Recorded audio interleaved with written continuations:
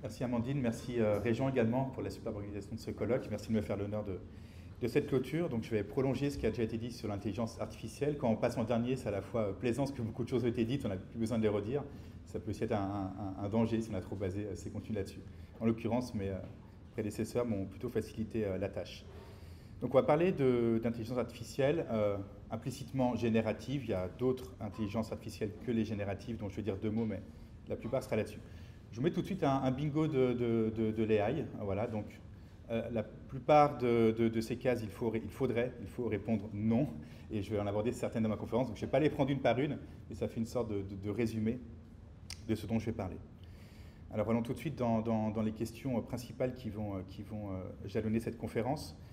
Quelles sont-elles? Tout d'abord une question économique de taille. Frédéric qui vient de partir l'a évoqué. On est à un point maintenant où l'AI est beaucoup d'argent a été mis dedans. Quand je dis beaucoup, c'est 600 milliards. On peut comparer aux quelques dizaines de millions des plans sur l'IA, par exemple, en France. Et donc, se pose la question de comment tout ça va être rentabilisé, si ça peut même l'être un jour. Donc voilà, un risque de bulle, de retour sur Terre, avec là aussi les tensions sur les composants de l'énergie. Tout ça a été dit avant, donc ça me simplifie un peu la tâche pour la suite. Donc la question qui m'intéresse, elle est résumée en quelque sorte dans cette image. C'est pas finalement la question économique qui est en fait au centre du paradigme du remplacement. En fait, la question du remplacement, c'est pas tant une question question de design qu'une question presque économique ou de management. C'est la question de la qualité et de la diversité qui m'intéresse. C'est ces enjeux-là. Donc, autrement dit, voilà, la question que je me pose, c'est comment les technologies d'IA pourraient permettre l'émancipation du plus grand nombre et le développement d'une conscience citoyenne, plutôt que l'opposé. Autrement dit, voilà, comment on pourrait penser ces technologies dans l'optique de gauche, si je simplifie, plutôt que sous l'angle de la rentabilité. Pour ça, l'objectif, on va regarder ça ensemble, on va essayer de pluraliser, c'était la thématique de la conférence d'Emmanuel en ouverture, l'histoire de l'intelligence artificielle pour éclairer quelques angles morts.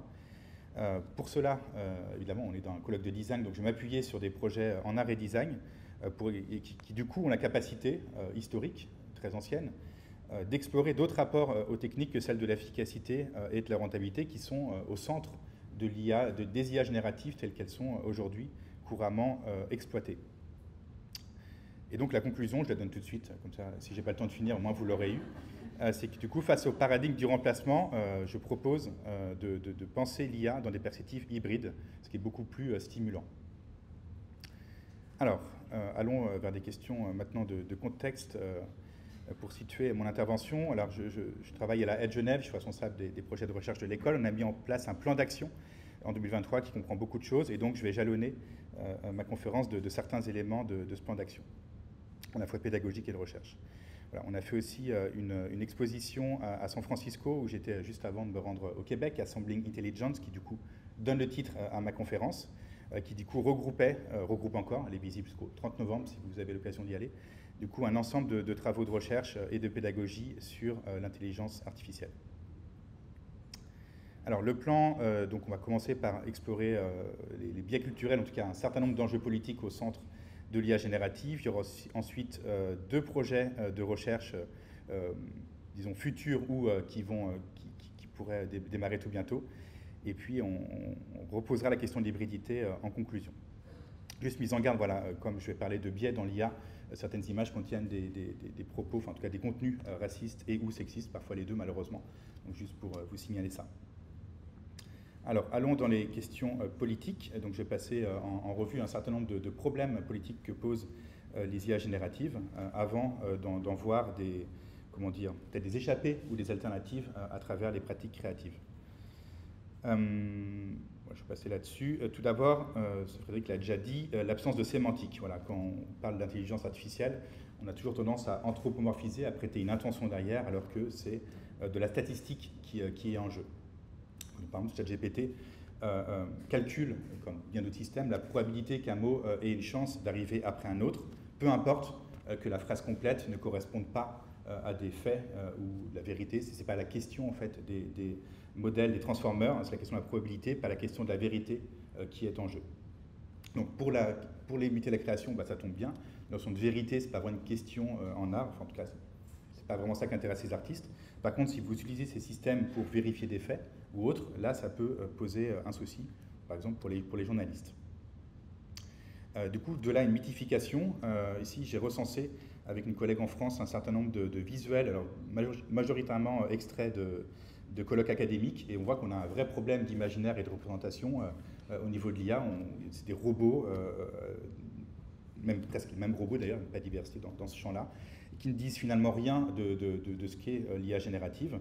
Et on l'a vu dans des interventions précédentes, comme celle de Cyrus avec les cadres graphiques, la matérialité ou tout l'écosystème de l'IA est totalement invisibilisé derrière ces images-là. Donc on a besoin de meilleures représentations de l'IA. Certains collectifs comme AI X Design y travaillent d'ailleurs par ailleurs en ce moment. Et voilà, une mythification presque religieuse. Il y a aussi d'ailleurs des religions qui sont maintenant embarquées dans des systèmes génératifs. Alors plus grave sans doute, un renforcement des inégalités, une amplification, notamment par les jeux de données, mais pas seulement. Donc par exemple, on voit à droite ici, dans des systèmes de reconnaissance d'images, que beaucoup d'IA vont voir des armes à feu partout, parce que du coup ils sont entraînés sur des données majoritairement américaines. Et puis, plus gênant encore, donc une amplification, un renforcement d'inégalités socio-économiques, raciales ou de genre. Et puis aussi une invisibilisation, une disparition assez importante de cultures comme l'Asie du Sud-Est ou l'Afrique, qui sont très peu représentées en ligne et qui donc, par effet miroir, vont également l'être très peu dans ces systèmes-là. Là encore, des chercheurs et chercheuses travaillent à diversifier les jeux de données, mais il faut avoir en tête que les moyens sont démesurés, enfin en tout cas très différents, entre les 600 milliards du tout départ de ma conférence et ces quelques groupes de recherche. On n'est pas sur les mêmes échelles, même si c'est des initiatives à encourager. Amplification des stéréotypes. Ici, voilà un prompt dans Midjourney pour représenter une personne du Congrès américain tenant un chat ou un chien. On n'a que des hommes blancs en costume. Alors, voilà, on peut s'en attrister. C'est une question plus complexe qu'elle ne paraît. Quelle serait la bonne réponse? Et là, on est un peu embêté. Voilà. Sur quoi faudrait-il baser ça?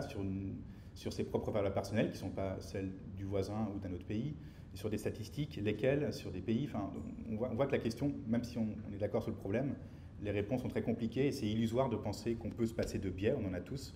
Donc la question, c'est plutôt de les documenter, de les expliquer et de les rendre apparents, plutôt que de s'illusionner sur le fait qu'on aura des systèmes justes un jour de ce type, parce que la notion de justesse, elle est toujours discutable.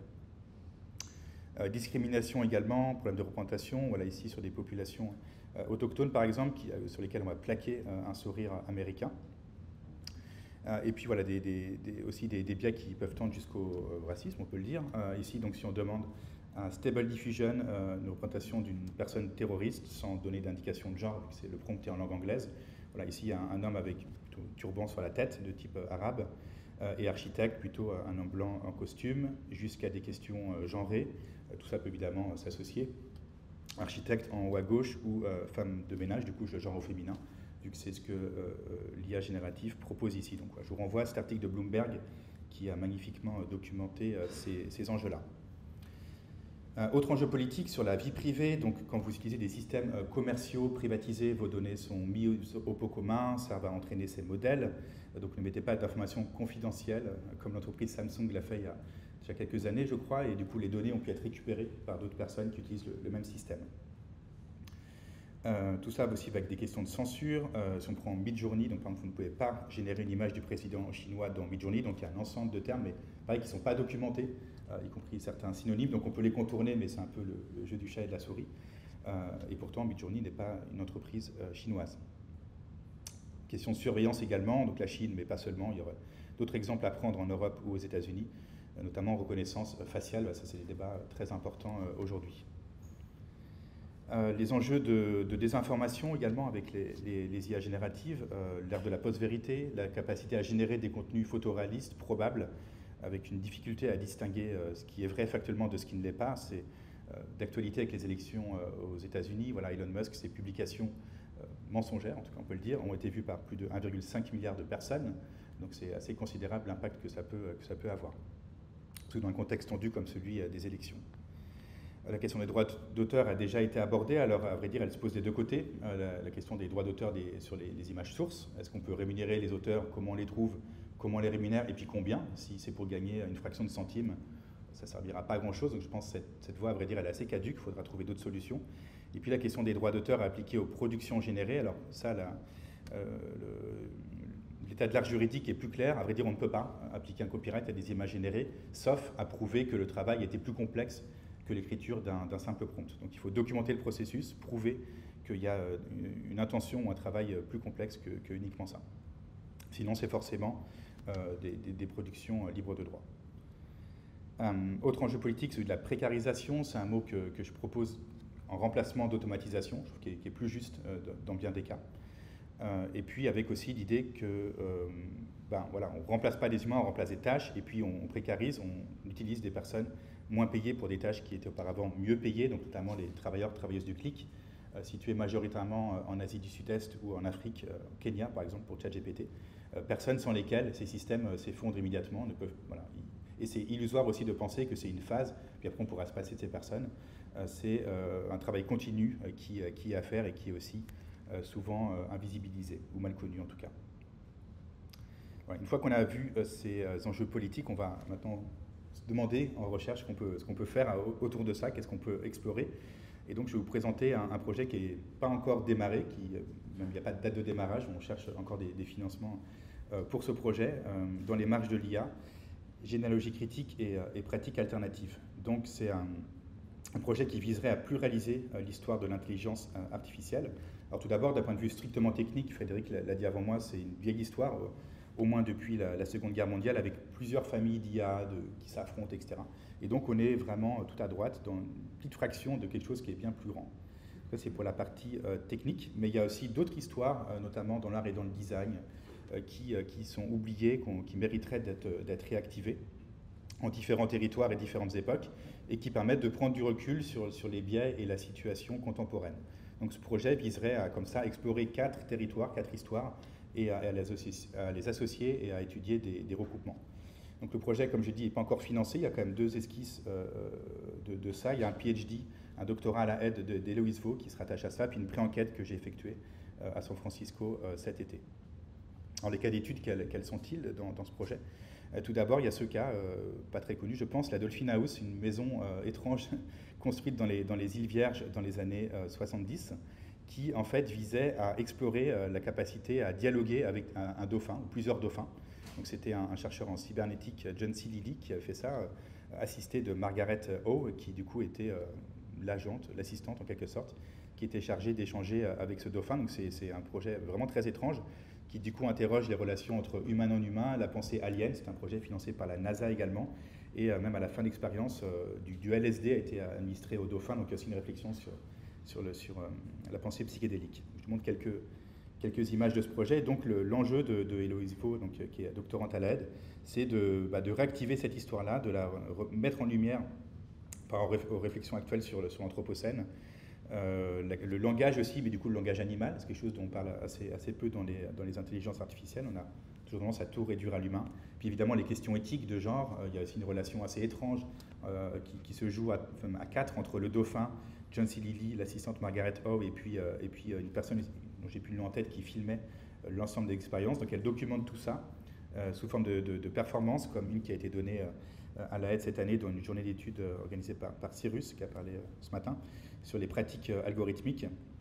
C'est ce genre de choses qu'on essaie du coup d'explorer à l'aide. Voilà, on voit un plan de la maison d'ailleurs tracé au sol sur lequel Héloïse effectuait sa performance.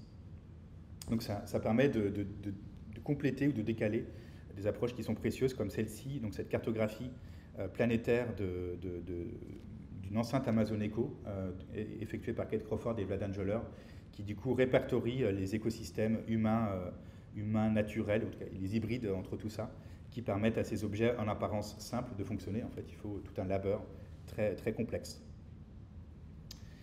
Deuxième cas, CyberSyn, qui serait traité par mon collègue David Zerbib. C'est une architecture assez étrange conçue dans le Chili de Salvador Allende, donc dans le Chili socialiste. Donc c'est une salle de pilotage pour piloter l'économie du pays à visée socialiste. Donc c'est un des rares exemples de technologie mise au service d'un projet social de gauche. Il n'y en a finalement pas tant que ça, et c'est quelque chose qui a totalement disparu des discours contemporains.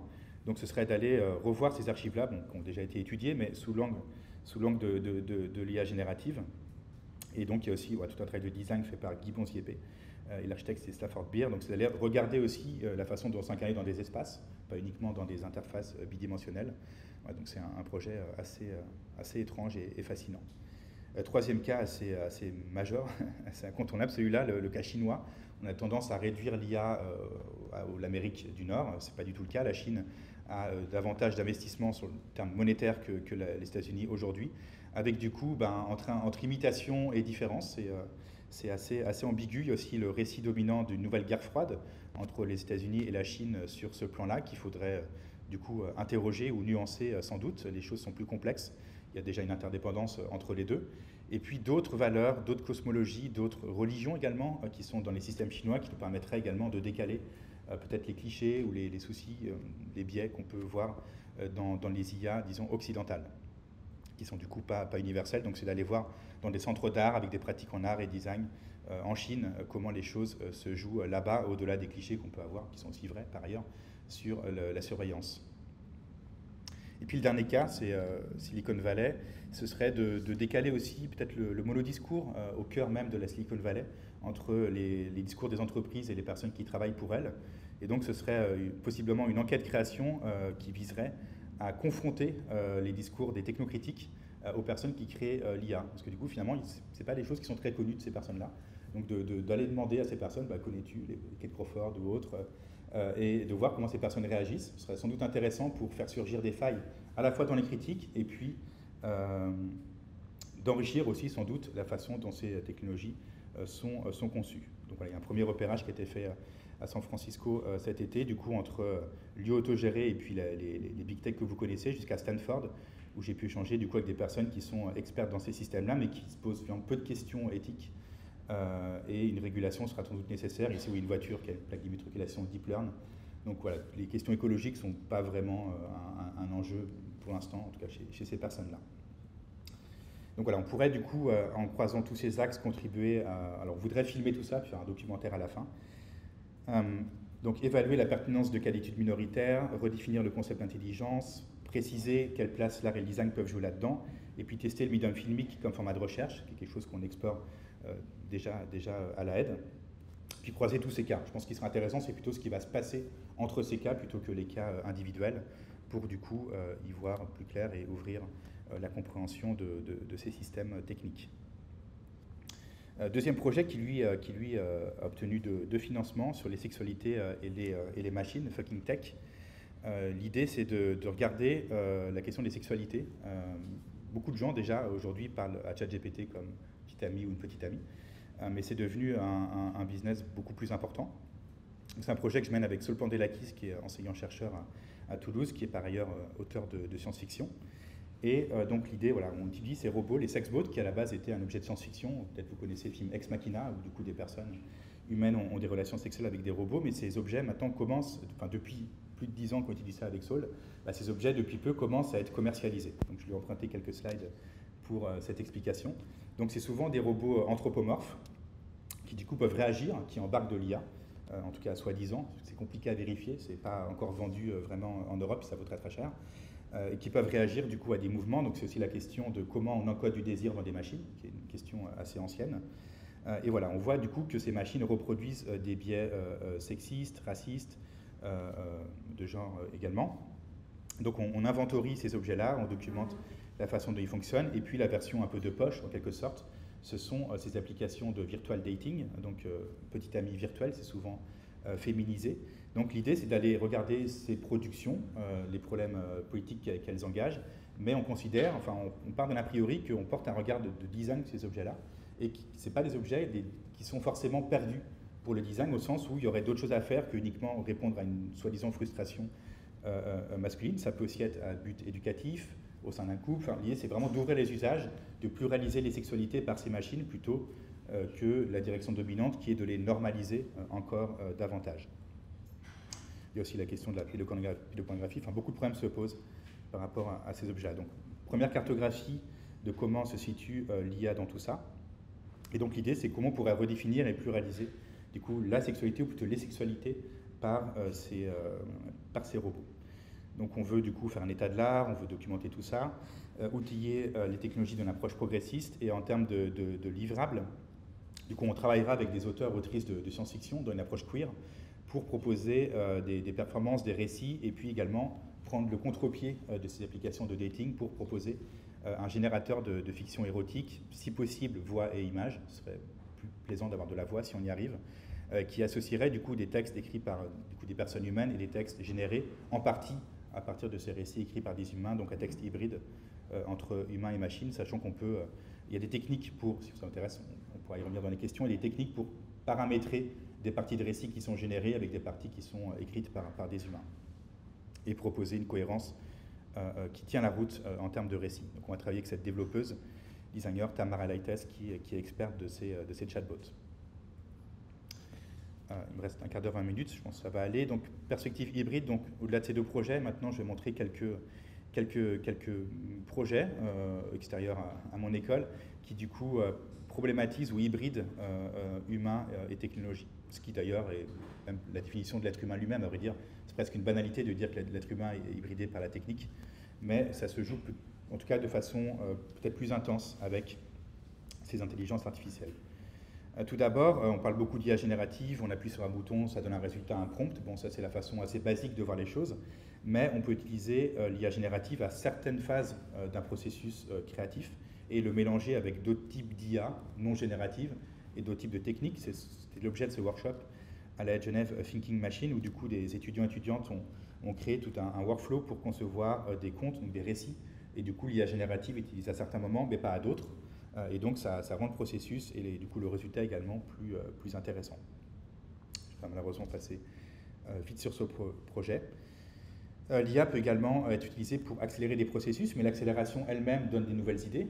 Si du coup quelque chose qui aurait mis 6 mois à être fait peut être fait en une semaine, ben, du coup ça peut, enfin voilà, il y a, comment dire, je crois que c'est Ezio Manzini qui appelait ça le pensable possible. Dès lors que les possibles augmentent, ça change le pensable par rétroaction. Donc c'est le cas du studio Oyo, c'est, je pense, peut-être le studio qui fait les choses les plus intéressantes avec l'IA aujourd'hui, donc je vous invite à aller voir leurs travaux. Donc ici, c'est un agrégateur de données locales qui a servi de matériaux basés sur tel ou tel lieu du monde, qui a servi à générer une série d'assiettes fictives, ce qui aurait du coup été possible sans intelligence artificielle générative, mais voilà, ça aurait pris beaucoup plus de temps que de générer ces 1000 ou je ne sais pas combien d'assiettes avec tel ou tel matériau. Donc c'est aussi une façon de prototyper des choses de façon plus efficace. Hybrider plusieurs jeux de données, ça c'est une piste qui m'intéresse beaucoup. Souvent on va utiliser l'IA pour remplacer ou pour imiter quelque chose, mais qu'est-ce qui se passe si finalement on imite deux choses en même temps? Donc c'est ce qu'a fait le studio Oyo toujours, qui a agrégé deux jeux de données. D'un côté le Amazon chinois qui est Alibaba, où on trouve des puces, plein de trucs électroniques, et puis les marques de design nordiques comme Ikea, Muto ou autres. Et ils se sont demandé qu'est-ce qui se passe si on mélange les deux, si on crée des objets chimériques. Donc je vous montre juste un exemple, donc ce chandelier qui sert à recharger des smartphones. Et ce qui est intéressant, c'est que comme les données sources existent vraiment, ils ont été capables de générer les plans de montage et la façon de composer ou de réaliser ces objets-là. Stratifier les écritures, donc c'est l'idée que l'écriture humaine et non humaine peuvent cohabiter, que l'une n'a pas vocation forcément à imiter l'autre. Et donc voilà, ça c'est un projet dont je me suis occupé à l'aide, et mon collègue Douglas Eric Stanley, donc c'est un essai que j'ai écrit sur l'intelligence artificielle, donc on l'a mis en ligne, vous pouvez le lire dans le navigateur de façon assez classique, et en fait on pouvait prendre n'importe quelle partie de mon essai, la surligner, et ChatGPT en temps réel va compléter mon essai, l'augmenter en quelque sorte. Donc moi c'est en vert et ChatGPT c'est en violet. Donc ça crée une espèce de texte hybride sur lequel un prompt est généré qui donne une image également en temps réel et qui est en dessous. Donc c'est une façon d'interroger également les limites de l'écriture humaine de façon ironique pour créer ces perspectives hybrides. Juxtaposer des médiums, donc toujours mon collègue Douglas Eric Stanley, ici un projet qu'il mène lui-même de façon autonome entre cinéma et jeux vidéo. Je sais que c'est un secteur important à Montréal, le jeu vidéo. Donc il utilise le jeu Inside, ça pourrait à vrai dire n'importe quel autre jeu. Il a créé un système qui analyse frame par frame la partie en train d'être jouée, et ça navigue automatiquement dans un corpus de film pour faire correspondre la scène du film à la séquence du jeu qui est en train d'être jouée. Donc c'est une nouvelle façon d'aborder les images et de réfléchir à la limite ou à la complémentarité des médiums cinéma et jeux vidéo. mettre en scène l'altérité. Oui, c'est comment on va révéler que quelque chose a été généré ou est un peu étrange de façon automatique. Il y a la course au photoréalisme dans les systèmes d'intelligence artificielle, à la performance. La performance, c'est un thème, si on connaît un peu les études féministes, qui mérite d'être interrogé et de critiqué, parce que c'est plus performant que c'est forcément mieux. La course au pixel n'est pas forcément souhaitable. Et donc, dans ce projet, dans une campagne de communication que deux designers graphiques ont réalisé pour mon essai Design sous artifice. Donc, ils ont dialogué avec DaVinci, qui est un clone de ChatGPT, pour chercher des façons de représenter l'essai, l'intelligence pour une campagne de communication. Donc, ils ont mis en scène leur dialogue. En haut, c'est eux, en bas, c'est DaVinci. Et puis, les formes qui sont au milieu ont été générées par un autre programme 3D qui, à l'époque, en 2022, était assez rudimentaire. Donc, ça donne des formes assez brutes, sans peu de pixels, mais qui sont, c'est une question qui a été abordée tout à l'heure, peut-être plus intéressantes plastiquement que des images photoréalistes telles qu'on les voit aujourd'hui et qui deviennent vite très ennuyeuses quand on a l'habitude de fréquenter ce type de choses. Donc c'est aussi du coup d'aller chercher dans les erreurs et dans les bugs et dans les imprécisions de la nouvelle matière à création. Il y a aussi un court-métrage 3D du coup qui est issu de ce projet-là. Explorer d'autres formes, je vais passer là-dessus, et impliquer des non-humains, ouais, je vais quand même dire un mot là-dessus. C'est l'idée du coup de décaler aussi l'opposition ou la complémentarité humain-machine en allant chercher dans des entités non humaines de quoi renouveler ou dialoguer avec ces intelligences artificielles. Donc c'est au cœur du travail de cet artiste, Justine Aymar. Ici, donc voilà, elle a fait un travail sur les origines des images depuis Lascaux jusqu'aux intelligences artificielles. Elle a travaillé sur les matières, et puis ce projet-là qui est peut-être encore plus surprenant, où du coup des abeilles vont entraîner un système de machine learning dans un espace. Donc voilà, ça c'est aussi intéressant en termes d'aléas, de dialogue, d'imprécision et de complémentarité. Voilà, il y avait aussi la belle conférence de Alice Jarry hier qui était en partie sur ces questions-là également. Aller de l'espace latent à l'espace physique, ça c'est aussi quelque chose ce qu'on appelle l'espace latent, c'est les coordonnées vectorielles qui servent à générer les textes ou les images. Et donc comment on peut matérialiser ou faire aller ce type de réflexion dans l'espace physique.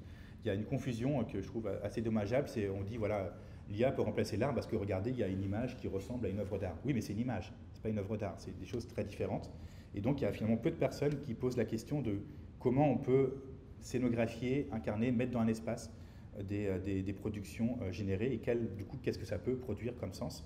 Donc, je vous montre un exemple de l'artiste Grégory Chatonsky qui a réalisé du coup une série de vues alternatives de la ville du Havre en France. C'est une ville qui a été presque entièrement détruite pendant les bombardements de la Seconde Guerre mondiale. Et donc, il a mis en scène dans la ville du Havre, c'est-à-dire physiquement, les images qu'il a lui-même générées. Et donc, l'œuvre d'art résulte précisément de la coexistence spatiale entre ces images générées et le site originel. Voilà, c'est ce projet-là sur la ville qui n'existait pas. Et donc là, du coup, je trouve qu'il y a une démarche qui est plus intéressante que uniquement, ok, super, on a généré des vues du Havre façon science-fiction. Également une autre vue de ce projet-là. Alors, conclusion, il me reste 10 minutes, comme ça je vais pouvoir pas trop aller vite à la conclusion, puis ça laissera peut-être plus de temps sur les questions. Voilà, beaucoup d'interrogations par rapport à des films de science-fiction comme Terminator, l'IA va détruire le monde. Bah, aujourd'hui, déjà, on a beaucoup d'erreurs sur la reconnaissance d'image, donc on n'y est pas. Donc c'est aussi la grosse différence entre une IA générale et les IA spécifiques. Il y a beaucoup de problèmes qui se posent quand on essaie de faire fonctionner ensemble deux IA qui sont entraînées pour deux tâches spécifiques. On les met ensemble, souvent ça ne marche pas bien. Et puis aussi la question, tout à l'heure, Stéphane, tu te demandais s'il y avait déjà des IA dans les imprimantes 3D. Alors je ne sais pas pour les imprimantes 3D, mais c'est aujourd'hui un champ d'exploration dans la robotique qu'on met un LLM, donc un système, des grands jeux de données statistiques dans des robots. Ça marche déjà, et donc le robot peut déjà apprendre à serrer la main ou à faire des choses comme ça. Mais ce qui se pose dans les robots comme problème, c'est la batterie. Donc vous voyez beaucoup de vidéos en ligne très impressionnantes. Il faut garder en tête qu'il y a des gros câbles derrière ces robots, puis que peut-être la batterie tient qu'un quart d'heure. Donc on est très très loin de Terminator. Plus intéressant également, enfin plus intéressant, de façon complémentaire, il y a aussi maintenant un marketing d'une sorte d'authenticité sans IA, donc c'est assez ironique, là c'est du coup une application de photo pour iPhone payante, assez chère, et qui du coup vous donne accès à un process zéro qui est sans IA, donc vous allez peut-être payer plus cher pour être sans ce type d'algorithme. Là je lance la réflexion. Alors une discussion que j'ai eue avec les personnes à Stanford que vous avez vues juste avant, c'est des personnes qui sont vraiment au cœur de l'industrie, voilà, dans le gros business. Et donc, une expression qui m'a marqué en discutant avec eux il y a 2 semaines, c'était l'expression de workflow post-2023. Donc c'est Grégory Renard qui m'a dit ça, m'a dit bah, ça ne sert plus à rien de bosser comme avant, il faut penser tout en post-2023. Donc qu'est-ce que ça veut dire? Donc selon lui, avant, donc c'était dans le travail, donc très schématique, hein, je vous donne sa pensée, puis je la commenterai. Donc c'est des humains qui commandaient à d'autres humains, avec une hiérarchie. Et puis du coup, à droite, bah, c'est des humains qui du coup commandent à des machines avec du coup une tension sur le marché du travail. Alors ce sera sans doute plus compliqué que ça, ce sera sans doute humain, machine, humain, ou un peu dans tous les sens. Mais en tout cas, pour lui-même, il estime, travailler sur des systèmes qui ne sont pas encore commercialisés, il estime que du coup les systèmes d'IA qu'il utilise ont remplacé une équipe d'environ 12 personnes pour les tâches qu'il effectue. Donc c'est quand même une question à pas forcément prendre à la légère. Alors comment il travaille lui au quotidien? Bah, il dialogue avec ChatGPT, avec la version vocale, donc il est dans sa voiture, aux États-Unis on roule beaucoup, peut-être au Canada aussi, et donc il dialogue avec ChatGPT dans la voiture plusieurs heures par jour pour du coup l'entraîner, qu'elle comprenne qui il est, et du coup bah, c'est la question de la mémoire et de la personnalisation qui est en jeu, nonobstant les questions de vie privée derrière. Donc ça c'est intéressant aussi de voir comment le vocal comme prompt tend aussi à remplacer le prompt écrit. Voilà, aussi un parallèle avec un travail de mon collègue Frank Westermeyer qui du coup a joué avec un assistant vocal dans une série de performances. Alors l'IA générative peut aussi être utilisée pour autre chose que de la production. Dans le processus, ça peut être tout à fait puissant. Ici c'est un doctorat qui a été soutenu récemment à Venise, que j'avais évalué par ailleurs. Et l'étudiante Mélanie Dulicas posait la question de qu'est-ce que ce serait un système d'IA génératif, non pas pour produire, mais pour avoir du feedback. Ça, je crois que c'était un décalage intéressant, peu courant, de dire, bah voilà, on peut automatiser des comportements de collègues ou de supérieurs en quelque sorte, et du coup de créer un ensemble comme ça d'assistants, de collaborateurs, collaboratrices fictives qui vont aider dans le processus de réflexion, mais pas proposer des choses, même des croquis qui seraient exploitables tels quels. Donc c'est vraiment d'avoir des retours comme on le ferait dans une phase de critique dans la pédagogie, avec son ou son enseignante. Alors, pour essayer de répondre à la question du colloque, pour cette clôture, où va le design, plutôt ce que l'IA fait au design pour ce qui m'intéresse. Il y a le risque, il n'est pas propre aux IA, mais il est amplifié de réduire le design à une science des données. C'est un risque qui est plus ancien, mais qu'on revoit là-dedans. Florence en avait parlé également, le deuxième item, de conception et production partagée avec un sentiment de perte de contrôle qui peut interpeller, qui peut faire peur. Mais je pense que l'enjeu, c'est de le penser positivement. Ce que Florence lui avait appelé design approximatif, je trouve que c'est une idée très puissante, mais que je ne vois pas négativement, toi non plus, je pense. C'est une chance, du coup, de laisser du contrôle. On dit souvent qu'il faut reprendre la main sur les machines. Moi, je pense que c'est peut-être plutôt l'inverse qu'il faut faire, de faire confiance et de laisser aller, de se laisser dériver dans les hallucinations. Je pense que c'est quelque chose qui est plus juste que de vouloir tout contrôler. De toute façon, c'est impossible. Ces boîtes noires d'IA sont comparables presque à des organismes. Donc, de toute façon, la main, on l'a déjà perdue depuis longtemps, même avant les IA. Et puis la question où va le design, la question qui m'intéresse beaucoup, c'est va-t-on vers un accroissement ou une diminution de la diversité au sens large, dans les processus, dans les rendus, dans les genres, etc. Et voilà, du coup, comment on peut accroître cette diversité plutôt qu'elle soit réduite. Ici à droite, c'est un projet de Olio tout récent. C'est un petit robot qui parcourt le musée du MUDAC, musée du design à Lausanne, et qui du coup va interagir avec des objets de la collection. Ça, je trouve que c'est aussi un type de démarche tout à fait intéressante et qui est voilà, bien plus pertinente que faire une image qui ressemble à XXX. Alors, contresens et conseils, je vous ai mis une image qui connote un petit peu la Suisse à droite. Tout d'abord, de sortir du paradigme du bouton magique, celui de l'automatisation. En fait, si un bouton peut vous donner un résultat satisfaisant, en tant que designer ou artiste, je considère que je m'adresse à des personnes dans ces champs-là dans la salle, du coup, il n'y aura pas beaucoup de valeur si du coup il suffit d'appuyer sur un bouton pour avoir un résultat. Donc méfiez-vous de la séduction des rendus finis. Ça, c'est un vrai souci dans l'IA générative, c'est que ça vous donne tout de suite des images qui ont l'air justes, et c'est très dur de générer des images imprécises comme des croquis, des choses. On peut, mais ce n'est pas ça qui va être fait par défaut. C'est tendu vers un autre type de rendu, c'est déjà orienté. Une image d'œuvre n'est pas une œuvre, je l'ai déjà dit. Œuvre ou projet de design, hein, les deux choses sont valables. Déjà, pour qu'un projet existe, qu'il soit intéressant, il faut comprendre le contexte social, il faut le situer le projet. Il faut également, souvent, pas tout le temps, mais une matérialité. Et puis la question de la curation. Voilà, une fois qu'on a généré 3000 images, Stéphane l'a dit pour la base de données sur les images de santé mentale, comment on choisit là-dedans finalement? Ça, c'est aussi une question cruciale. On a beaucoup insisté dans les débats sur l'IA, sur l'importance du prompt, mais beaucoup moins, malheureusement, sur l'importance du choix. Et la capacité à choisir, à sélectionner, va prendre de la valeur sans doute dans les années à venir. Et puis pour ce qui est de la recherche, il y a aussi un contresens avec les LLM, donc les Large Language Models, pour chercher des informations factuelles. Finalement, ça ne doit pas être fait pour ça. Vu que c'est statistique, la question de la factualité, de la véracité, elle est très complexe. C'est beaucoup plus puissant pour reformuler des choses dont on a déjà les sources, dont on maîtrise les sources. Donc c'est les RAG dont a parlé Frédéric juste avant. C'est en fait, on va coupler un LLM type ChatGPT sur des données qu'on connaît déjà, donc sur Wikipédia. On considère que les données sont justes. Il y a quelques erreurs, mais moins que dans d'autres encyclopédies. Et donc, pour reformuler, par exemple, Wikipédia en fiction, là, c'est super, parce que du coup, les données sources, on les maîtrise. Donc ça, c'est quelque chose qui est très prometteur. Et puis, des collègues ont également évoqué les SLM, les Small Language Models, qui sont beaucoup plus écologiques, qui tiennent sur des microcontrôleurs. Donc c'est aussi des démarches qui sont intéressantes à regarder.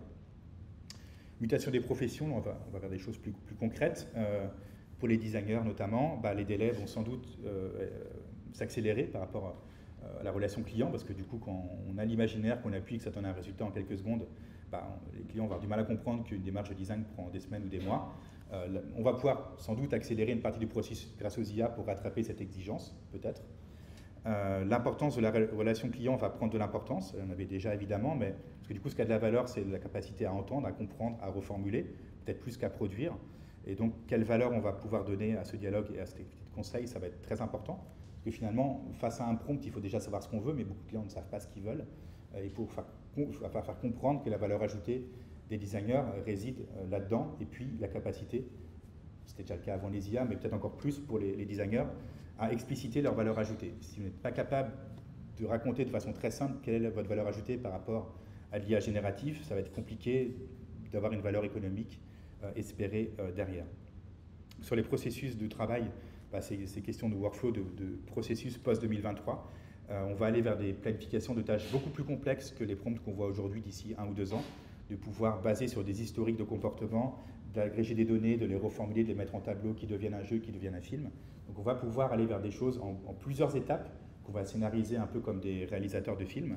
Et donc c'est des workflows qui dans un premier temps vont donner sans doute des résultats moins justes en sortie que ce qu'on fait traditionnellement en quelque sorte, même si le traditionnel, il est interrogé, Stéphane l'a dit. Par exemple, la PAO dans les années 1980 était un bouleversement très important, puis ça s'est naturalisé en quelque sorte. Donc on va devoir naturaliser ou s'habituer à ce type de processus. On va pouvoir itérer, produire plus rapidement. Et puis, c'était le point que j'ai dit avant, une blessure narcissique à assumer. L'autorité est partagée nécessairement dans ces créations. Elle était déjà avant, peut-être avec Photoshop, mais elle est davantage.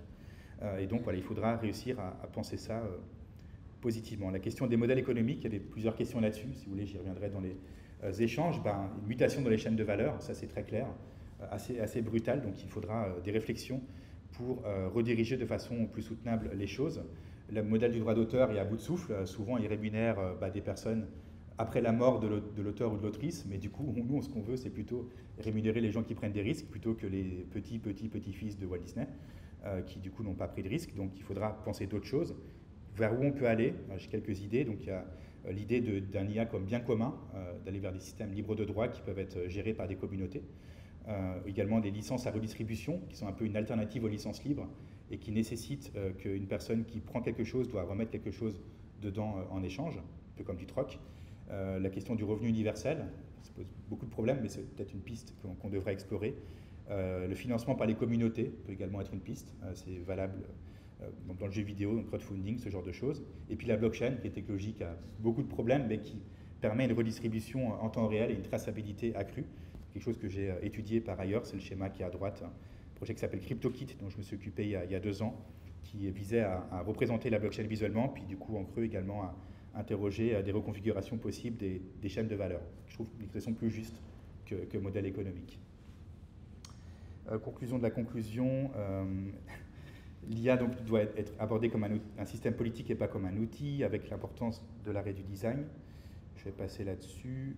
Et voilà, une citation de Willem Flusser pour finir, donc, qui est un théoricien des médias disparu malheureusement trop vite, bien avant l'IA générative, et qui du coup avait déjà entreaperçu tout un tas d'enjeux qui nous intéressent aujourd'hui. Par exemple, voilà, il avait interrogé, pas dans ce texte-là, mais dans un autre, j'ai passé la citation tout à l'heure, la notion de critique, qui est une notion occidentale, puis il disait, voilà, finalement, une fois qu'on a programmé la critique, comment on s'en dépêtre. La critique est également une notion occidentale. Donc finalement, c'est très compliqué, ces questions-là. Il y a une crise généralisée des valeurs occidentales avec les technologies dont on ne sait pas vraiment se défaire. Et donc il disait, bah, il faut penser artificiellement, il faut penser depuis ces systèmes-là plutôt que s'y opposer. Donc voilà, il appelle dans ce texte-là, un très beau texte, le vivant et l'artificiel, à un dialogue entre les hommes et entre les intelligences artificielles. On pourrait peut-être rajouter aujourd'hui avec les non-humains. Je donne quelques ressources pour finir. Ici, des ressources pédagogiques que j'ai agrégées, analysées avec une collègue en France. Si vous voulez, on pourra revenir sur les enjeux de pédagogie, comment on transmet tout ça. Quelques sites web pour y voir plus clair, dont 2 newsletters. Et puis voilà, 4 références d'ouvrages que je trouve majeures sur ces questions-là. Et puis voilà, petite call to action, c'est vraiment la dernière slide.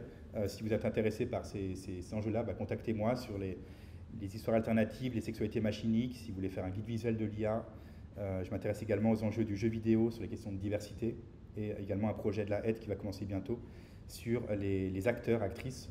Pensez à Star Wars, donc les personnes qui sont mortes et qui sont encore dans des films. Donc on a également un projet là-dessus sur le futur de la performance et du cinéma et la place des acteurs et actrices dans tout cela. Voilà, j'ai mis un QR code comme Stéphane pour retrouver mes slides à tête reposée. Merci pour votre attention.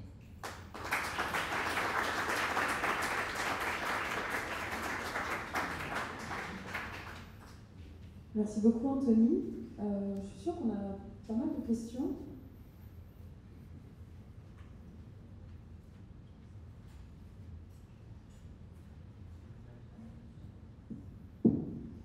Anthony, merci. Quelle belle conférence, honnêtement. C'était superbe, très complet, très précis, très riche, très stimulant. Merci beaucoup.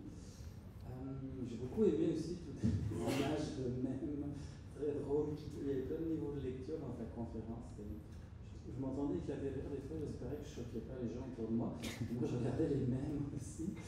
Bah, bref, il y a tellement de choses, tu as résumé tellement de choses, synthétisé tellement de choses, quel bel effort. Mais j'avais envie de m'arrêter sur un point, parmi 5000 autres, mais c'est deux phrases. Essoufflement des droits d'auteur, blessure narcissique.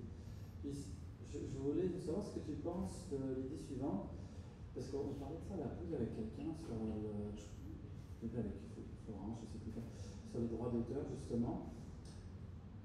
Moi, je ne sais pas répondre à ces questions parce que je pense qu'il faut être juriste en ce moment pour arriver à y voir clair, mais tout de même, ce qu'on voit, si on se réfère à la période précédente, il y a plein de périodes, plein d'âges numériques, mais si les réseaux sociaux, l'image partagée en temps réel, nous a tous amenés à partager plein d'images en citant peu les auteurs.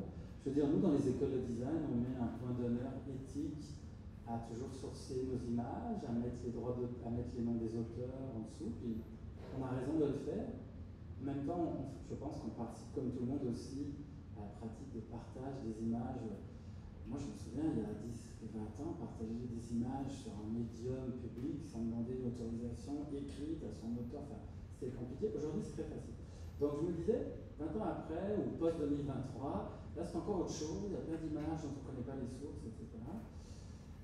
Est-ce que derrière essoufflement des droits d'auteur, etc., est-ce que tu penses qu'il peut y avoir aussi l'idée que peut-être on va encore bouger dans nos attentes vis-à-vis des droits d'auteur, ou est-ce qu'au contraire, là, on bute sur un mur infranchissable qu'il ne faut surtout pas franchir et absolument revendiquer une espèce de limite, dire non, il faudra toujours qu'on place le droit d'auteur sur son piédestal à la bonne place.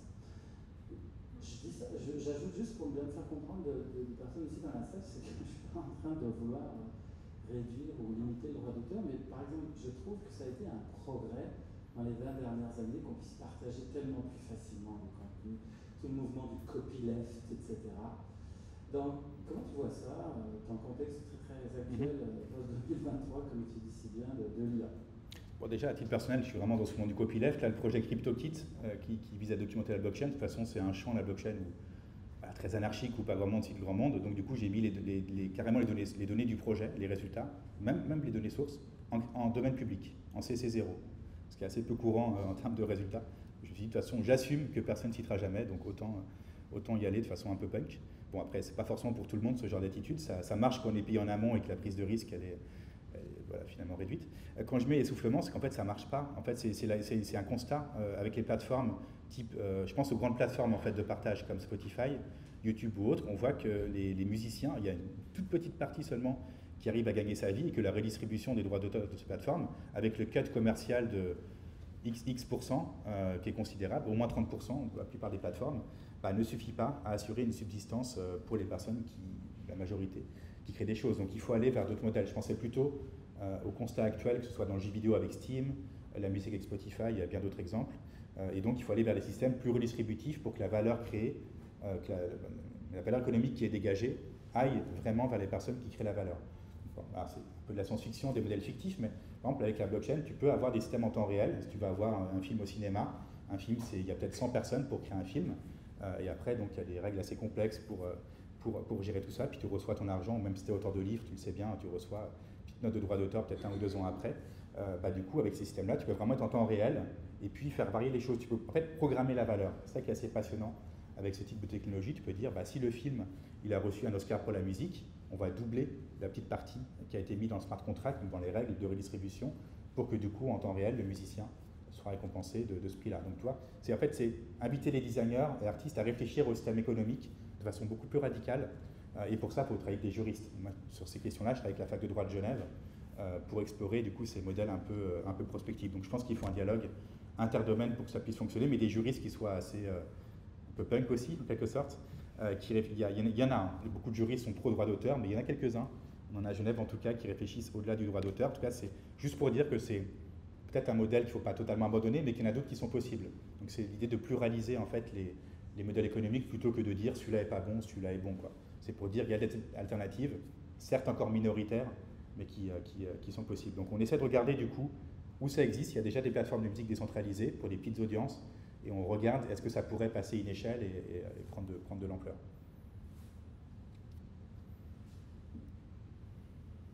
Bonjour, merci. Maurice Cloutier, professeur à l'École des Notes. Après l'après-midi, il demeure pour moi beaucoup de questions, mais j'ai une certitude. Comme institution universitaire, comme école de design, comme les présentations de cet après-midi ont toutes soulevé des préoccupations, des enjeux. J'ai beaucoup aimé la présentation de Frédéric qui a parlé d'enjeux de pouvoir, je pense qu'on en est là. Et les démonstrations qui ont été faites, les présentations, les argumentaires, ne m'ont pas toutes convaincu, c'était pas nécessaire, mais toutefois, ça soulève beaucoup de questions qui demeurent, comme je disais. Le mandat d'une université, c'est aussi d'avoir un recul critique pour ses acteurs, les professeurs, les chercheurs, les étudiants. Et je me pose la question, je n'ai pas senti ce recul critique, est-ce qu'on n'est pas en train d'alimenter une bête, comme on a alimenté avec Facebook, comme on a alimenté avec Google, en donnant toutes nos informations, toutes nos données. Aujourd'hui, on se pose des questions, si on a bien fait, et pas seulement d'un point de vue des droits d'auteur. Est-ce qu'on est en train de créer des monopoles à venir, des monopoles d'affaires, des monopoles technologiques? Et enfin, je ne sais pas, mais on vit dans une société où on dit que sans cesse, la jeune génération, et on a un mandat, on enseigne à une jeune génération, vit de l'anxiété de performance associée à une croissance à tout prix, à une vitesse à tout prix, et tout ça mis ensemble, versus l'intelligence artificielle qui investit tous les domaines, mais parlons de design, parce qu'on est dans une école de design. Je crois qu'on est à un point où chaque école devrait avoir une charte, une posture, une éthique, et qu'il faudra bien la nommer. Alors, je ne sais pas ce que vous en pensez, ce n'est pas vraiment une question, mais moi, c'est un appel que je fais, je pense qu'on en est rendu là.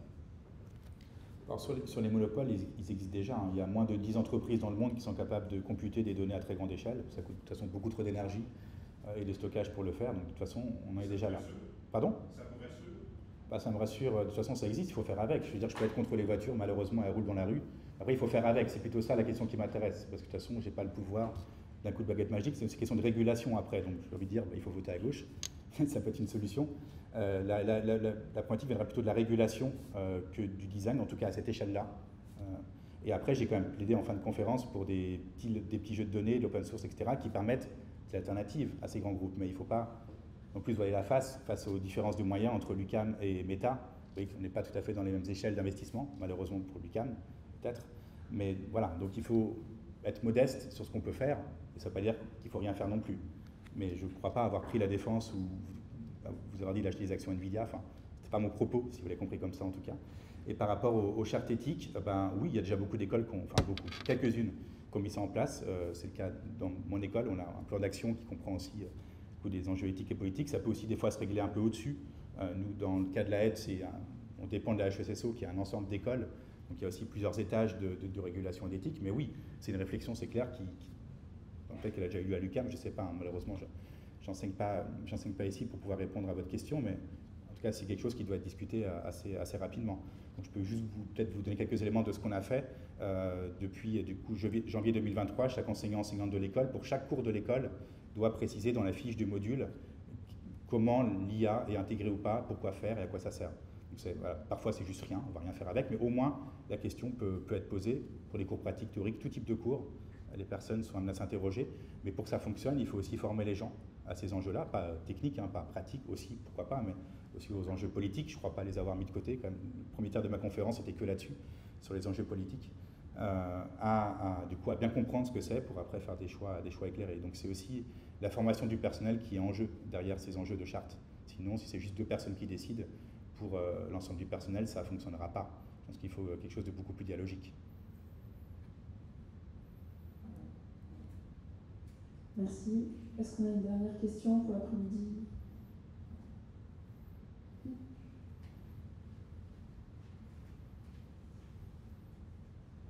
Merci Anthony. Dans la plupart des présentations qu'on a entendues cet après-midi, on a parlé de rapidité, d'efficacité, d'être capable de faire des choses plus vite. Vous-même, vous avez rapidement mentionné le piège de la performance. Peut-être que j'aimerais vous entendre un peu plus là-dessus parce que plusieurs technologies en design ont toujours eu la promesse de rendre les choses plus faciles en rendant les tâches plus efficaces et plus rapides. Et j'ai l'impression que je pense qu'il y a toutes les positions critiques, donc c'est pas pour dire que ça a été mentionné comme étant